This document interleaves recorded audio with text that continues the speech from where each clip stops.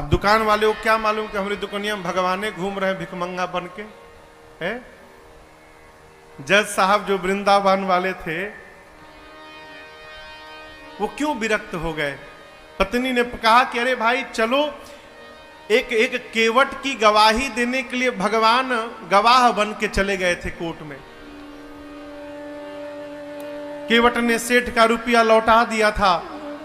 रुपया लेने के बाद भी सेठ ने कोर्ट में केस कर दिया कि इस केवट ने मेरा पैसा नहीं लौटाया। जज साहब ने केवट से पूछा कि तुमने रुपया लौटाया तो वहां पर कौन था। केवट बोला 3 लोग थे। कौन? सेठ जी, मैं और मेरे राम जी थे, मेरे रघुनाथ जी थे वहां पर। जज समझा रघुनाथ जी नाम का कोई आदमी होगा। अगली तारीख पर रघुनाथ जी के आने का गवाही देने के लिए सम्मन भिजवा दिया जज साहब ने। अब कोर्ट का संतरी पहुंचा गांव में, केवट जी गांव में, रघुनाथ जी कहां है, रघुनाथ जी कहां है, रघुनाथ जी हो तब न मिले।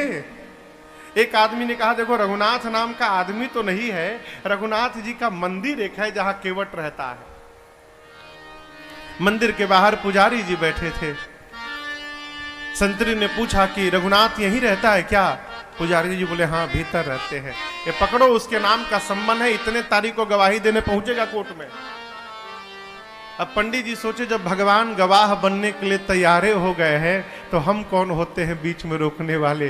पंडित जी सम्मन ले लिए और ले जाकर ठाकुर जी के चरणों में रखकर बोले प्रभु आज तक आपके लिए मिठाई आया, आज तक आपके लिए आभूषण आए, आज तक आपके लिए वस्त्र आया, पहली बार प्रभु आपके नाम का कोर्ट से सम्मन आया है। और बहुत विश्वास करके उस केवट ने जज के सामने आपका नाम लिया होगा प्रभु, उसका विश्वास टूटने मत दीजिएगा। जिस दिन तारीख थी ना उस दिन पंडित जी सबसे सुंदर कपड़ा ठाकुर जी को पहनाए। क्यों? आज ठाकुर जी कोर्ट में पहुंचेंगे तो भगवान सुंदर लगने चाहिए। भगवान फटा पुराना कपड़ा पहने, लाठी पकड़े, बूढ़ा स्वरूप बना के हाथ ऊपर करके हम ही रघुनाथ है पहुंच गए। और ऐसी गवाही दिए कि पहली हियरिंग में ही केस समाप्त। सेठ को सजा हो गई, केस तो समाप्त हो गया, लेकिन जज साहब डिस्टर्ब हो गए।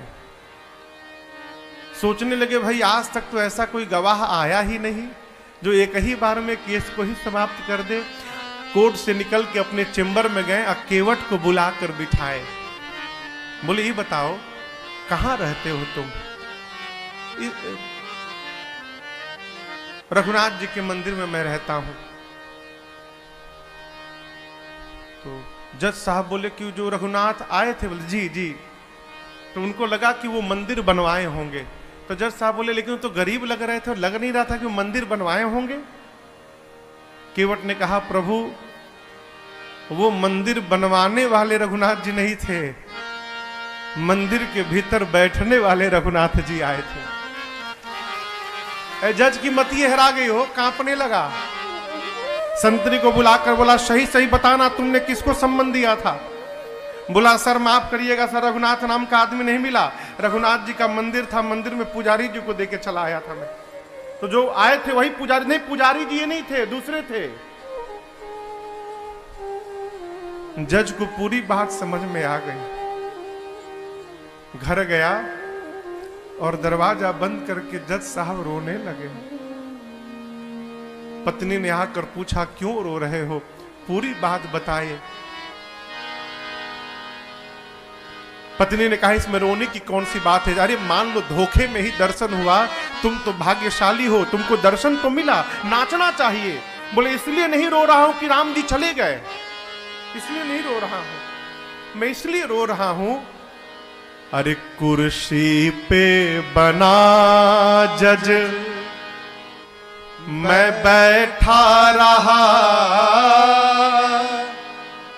जगदीश खड़े समझाते रहे। जिनकी अदालत में पूरी दुनिया जाकर खड़ी होती है, आज उनको मैंने अपनी अदालत में खड़ा कराया। ऐसा वैराग्य चढ़ा हो जज साहब को, उसी समय रिजाइन दिए। सब घर परिवार छोड़कर चले गए वृंदावन। और ऐसा कहते हैं जब तक थे कभी बैठे नहीं वृंदावन में, खड़े रहे। लोग कहते थे बैठते क्यों नहीं आप? बोले मेरी यही सजा है, मैंने भगवान को अपनी अदालत में खड़ा करा के रखा था, अब मैं भगवान के धाम में जब तक जीवित रहूंगा तब तक मैं खड़ा रहूंगा, अब मैं बैठूंगा नहीं। कभी भगवान किसी रूप में आ सकते हैं माई बाप, आपकी आस्था वैसी होनी चाहिए।